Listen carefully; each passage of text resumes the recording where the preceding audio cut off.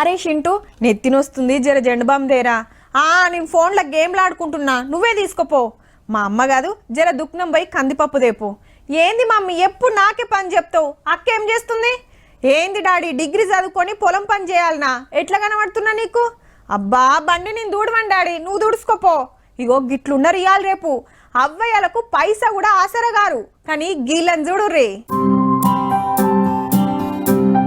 పురుషు వట్టి అంబేద్కర్ విగ్రహానికి రంగులేస్తుంది చెల్లెమ్మ.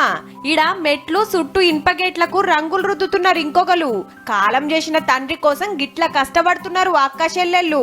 జగిత్యాల జిల్లా కోరుట్లలా పెయింటర్ పని చేసేదట నాయన, పేరు రాజారాం.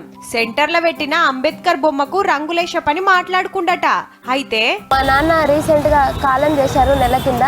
సో మా నాన్న ఆర్టిస్ట్ కాబట్టి తను ఒప్పుకున్న పనులని ఫినిష్ చేయడానికి నేను మా అక్క ఇద్దరం కలిసి ఇక్కడికి వచ్చినాం. నడిమిట్లనే నాయన కాలం చేసే వరకు పైసలు ఇచ్చినోళ్ళతోటి మాట రావద్దని బిడ్డలు గా పనిచేస్తుర్రన్నట్టు.